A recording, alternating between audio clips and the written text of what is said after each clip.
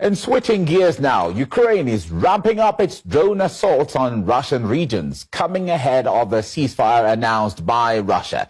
The map shows the areas attacked by Kiev's forces. The capital has been of particular interest, and Moscow's mayor says that 9 drones were downed on the outskirts of the city overnight. And that brings the total number of drones launched towards the capital in the last 48 hours to 117. Now, RT's Roman Kosarev takes us through the latest strikes on Moscow and their coverage in Western media. Well, this is the second highly publicized Ukrainian drone attack on Moscow this week. On Monday, 19 UAVs were destroyed en route to the Russian capital, as none of them seemed to have a particular target and really turned out to be more noise than anything else, really.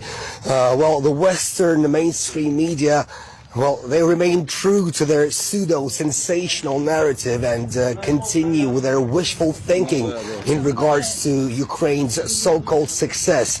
Now, if you only consumed what they are feeding you, then you'd probably think that Zelensky is not only not losing men and NATO-supplied weapons on a daily basis, but that the Kiev regime is even edging closer to Moscow and actually has the means to disrupt Russia's Victory Day parade on the 9th of May.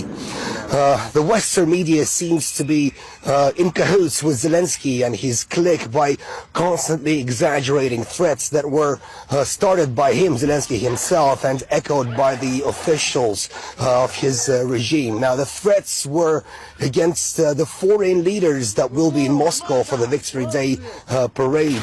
By the way, at least 20 leaders and other dignitaries have already confirmed their attendance, including China, Brazil, Slovakia, India, Vietnam, and that's to name just a few. Zelensky said he cannot guarantee their safety, as, quote, anything from arson to explosions can happen during the celebrations. Zelensky's chief of staff, Yermak, also seems to like the idea of killing the world leaders coming to celebrate the 80th anniversary of victory over Nazi Germany in the Second World War, as he posted this picture. Now, it depicts the Kremlin with its famous red brick walls on fire, presumably destroyed by the aircraft surrounding Vladimir Zelensky, who hovers victoriously over this Armageddon. The caption says, "We did all we could to bring this day closer."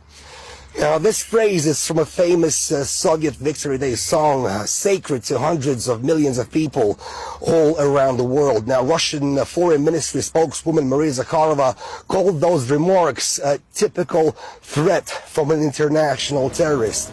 Now, to sum up, Zelensky, along with the Western media, are doing all they can to spoil the festivities in Moscow, while some foreign dignitaries who already confirmed their attendance in Moscow have already called Zelensky's threats as unacceptable.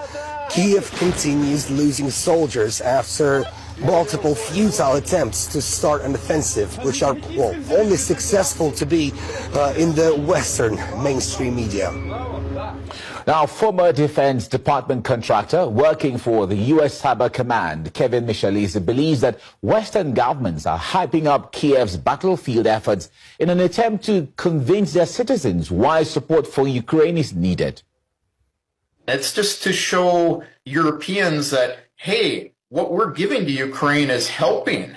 And, it really, the narrative is silly. I was looking at an article from the Standard, which is really pushing this big win and, all this territory taken. And they even give links to, Russian military telegram channels. But if you click on the link, it doesn't go to any telegram channels at all. It goes to some non-related article. So, if people really look at what they're getting, they'd understand that they're just getting a story.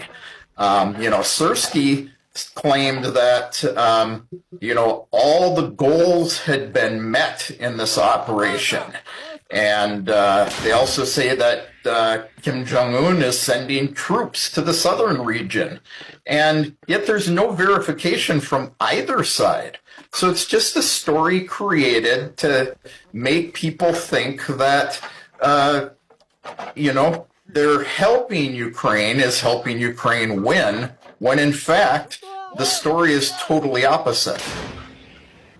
Meanwhile, the Kremlin says it has not yet heard any statements from Ukraine expressing a desire to establish a demilitarized zone along the line of contact. And that's despite Washington claiming that it is Kiev that has suggested it. Ukrainians are willing to do a freeze in place, what I call a ceasefire in place, and then we'll, for a period of time, they're willing to set up a militarized zone. What they basically said is, we'll back up 15 kilometers, you back up 15 kilometers to the Russians. So, that's this 30-kilometer, 18-mile zone that you can actually observe, and you can actually say, okay, are there any intrusions? Alexander Markovics from the Suvorov Institute explained what he considers the real motivations behind Ukraine's actions. Well, of course, Ukraine wants a freezing of the conflict right now, but not because Kiev strives for peace, but quite on the contrary. They are just using this argument in order to perpetuate the war later on. So this is quite reminiscent of the situation with the Minsk I and the Minsk II agreements, when Ukraine, after a harsh defeat suffered by the hands of the Russian army, tried to reconsolidate, to buy more Western weapons and Western tanks, only in order to renew its offensive against the Donbass and against Russia at a later point. Of course, all these talks about a small demilitarized zone along the front line have already been part of the Minsk I and Minsk II agreements. All these agreements didn't stop the Ukrainian army from shelling school children in Donbass with heavy artillery. They didn't stop Ukraine from using drones. So I'm very skeptical about all these ideas of creating a small demilitarized zone, because this whole conflict is about the demilitarization of the whole of Ukraine, and not just about a small zone along the front line.